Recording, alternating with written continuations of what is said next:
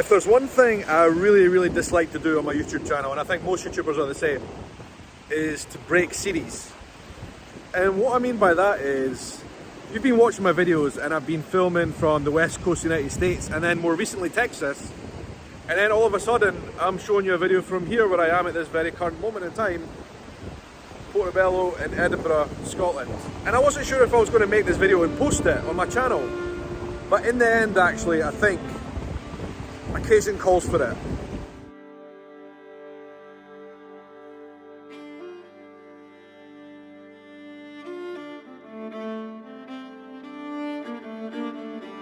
Alright, people have been asking, and I have been away from YouTube for the last couple of weeks, and I thought I would make today's video because this is a topic that a lot of people have been asking me about, and also to explain why I've been away. So first of all, last week on Sunday, when I usually would have released a video, it was September the 11th, and as I was about to hit publish on the video, considering all the other stuff that was going on as well, I just thought today's probably not the best day. September 11th is obviously a really important day, and where people pay respect and remember the terrible events that happened September 11th, 2001. And I just didn't think it was appropriate to release a video that day. And then also in the background, of course, there was the passing of Queen Elizabeth II. Now, I don't really know how that's been covered around the world, but I know here in the UK it is, everywhere. Like, the country is officially in a state of mourning at the moment.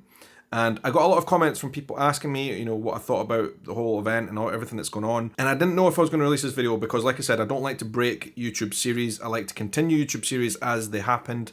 But I think this whole occasion warrants a little video talking about it. Because, like I said, all the videos you've been watching of me have been in the United States on the West Coast in Texas. That trip will continue. I'll be posting those videos for a very long time to come because I've got a lot of videos from that trip. But I am not currently in the United States. I'm actually in Scotland and I'm editing all those videos. And I wouldn't have been posting any updates from here apart from the fact that, we had this monumental occasion here in the UK where Queen Elizabeth II passed. And it's quite amazing to see, that people around the world are paying attention to this. It's not just something for the UK, although obviously here it's a lot more serious. And I'm not like a massive monarchist and I don't know all the details and all the history and all the rest of it. So I'm not going to be the best person to go into that. But, a few people have asked about Scotland's relation with the monarchy. Why was it such a big occasion here in Scotland in particular? Because if you've been watching the last 2 weeks of mourning, you would have seen the first half of it took place mostly in Scotland and in Edinburgh. Edinburgh was centre stage of all the events for, a good part of this whole process. Now, of course, the Queen's coffin is now down in Westminster in London, where it's getting prepared for burial and the final funeral service, which is tomorrow, Monday the 19th. But a large part of the process was in Edinburgh in Scotland. Starting off, though, in Balmoral. So if you don't know, the Queen and her family, the royal family, own a large estate in Balmoral. And this was actually bought originally by Queen Victoria. So right away, there's a connection with Scotland there. Now, a lot of people argue about the royal family and their estates in Scotland as inappropriate and all the rest of it. But Queen Elizabeth II, she had a lot of deep roots in Scotland and she loved it here. Her mother was Scottish, so Queen Elizabeth II was, for all purposes, she was Scottish and she was the Queen of Scots. And the Scottish Parliament said as much. And I really wanted to make this video today to talk about one thing which is not agreed on by everyone and it's very complex, complicated, and there's no easy answers to this to scope out everyone's opinion here because it's very mixed, right? But politics and the monarchy, they're linked in some ways, but also you have to separate them. In particular, people were asking about the idea of Scottish independence in the monarchy and what does that all mean? But the two things are really separate, right? The union of the crowns, which brought together the monarchy of England and Scotland to one royal family, and the union of the parliaments were two separate events. They're not linked. They were separate. And they happened hundreds of years apart. And a lot of people were actually surprised to know that the Scottish government is actually pro-monarchy. And this is a Scottish government which is pro-independence, but they're also pro-monarchy. They support, whatever Scotland's future would be, whether that's independent or not. The current government actually supports the fact that the Queen or the King would be head of state. But like I said, that picture is very complicated. It's mixed and not everyone has the same opinion on the monarchy here. I think Scotland probably has the lowest support of the monarchy for any part of the United Kingdom. But I think we can also separate the popularity of Queen Elizabeth II as an individual here in Scotland with the idea of monarchy or the royal family. Those two are also thought of separately. Because the Queen, and indeed her family as well, were really well respected and liked, particularly up in Balmoral, which is in Aberdeenshire. She was a very well-known figure and well thought of up there. She was often seen around about in the local landscape in villages and towns, and a lot of people had met her personally up there. It was known as her favourite place, her favourite house, where she spent every single summer. She also spent every August here in Edinburgh, by the way, and hosted a garden party. So Edinburgh is a place very, very well known to the Queen. She'd been here many times. But I think it's quite telling the fact that she decided to go up to Balmoral this year, and that is ultimately where she passed away. And that, of course, triggered something called Operation Unicorn, which was in the event that the Queen would pass away in Scotland, there would be this whole process.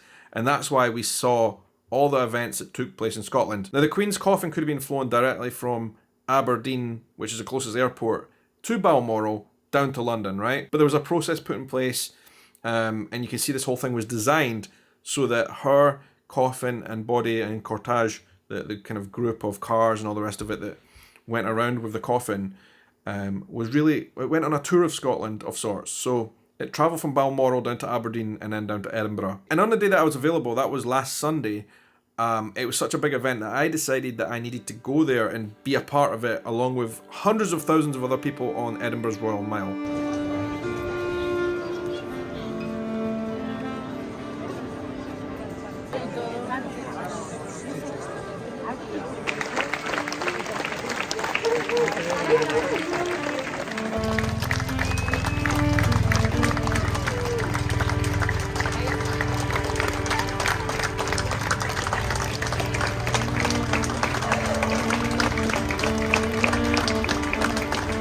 And then when I got home, I got all these comments from people saying they saw me on television. Arc of the narrative until it reaches Westminster Abbey for the state funeral with, choirs, grandeur and world leaders in the pews. So, it was really interesting to be a part of that process. But the following day, and I couldn't actually make it because I was working, the following day, the Queen's coffin was marched from Holyrood Palace, which is the royal family's official residence in Scotland.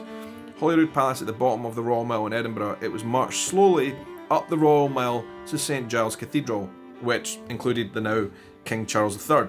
They marched slowly behind the coffin up the Royal Mile, and there were, literally hundreds of thousands of people lining the streets. So that was a massive event for Edinburgh. It was televised around the world, and I think that triggered a lot of people writing to me saying, how come Scotland has shown this level of interest and support and grieving for the Queen? And, I think it goes back to this Queen's connection with Scotland. As we were going through that process here in Edinburgh, people were learning more about the things like the Royal Company of Archers, which are the Queen or the King's official bodyguard when they're here in Scotland. They perform ceremonial duties, but those were the people that were guarding the coffin and taking it up towards St Giles Cathedral and basically guarding the coffin when it was in state. It was a unique event that we'd just never seen before in this country. Queen Elizabeth II was going to pass away at some point, and there was going to be this whole thing. But to have it played out in Scotland like that, it was really different. And I think nobody really expected that would happen, and Edinburgh would play such an important role in all the events. So yeah, we've reached an end of an era, really. Like I said, I'm not getting into the details of the monarchy, the royal family, and people who agree and disagree and all the rest of it. I'm simply here to kind of just talk a few words about the fact that the Queen died. She was indisputably, one of the most famous people in the world, who committed herself to a long reign of public service. The monarchy, the British monarchy, changed a lot throughout that time. It modernised in some respects, and of course the British Empire basically ceased to be a thing. So yeah, a short interruption to my United States travel series to kind of just pay homage and respect to the Queen, to mark this occasion. And the truth is, I've not got much to say. I don't have anything of real context or value to add to this story. As to whether the monarchy will continue to be a force in Scotland going forward, I think that is greatly dependent on King Charles III's actions. The royal family is something where titles are passed down and none of what they do is necessarily earned. But I think, the respect of a nation, especially like Scotland, is earned. And for one way or another, Queen Elizabeth II, her reputation here in Scotland was earned through respect, through mutual respect, in her actions here in Scotland. So whether the royal family can continue that on and continue to earn the respect of Scotland will depend greatly on King Charles III's actions towards the people of Scotland. And I think the jury is very much out on that. His popularity is certainly lower than Queen Elizabeth II, but only time will tell. So that's it. I will be back very shortly to continue my US travel series, but I want just to interrupt this series very quickly to discuss why I've been away and to talk about the death of Queen Elizabeth II on the eve of her funeral. So thank you very much for watching. Until the next episode, hope you have a good night, morning, evening, afternoon, or whatever time of day it is wherever you are in the world. Take care.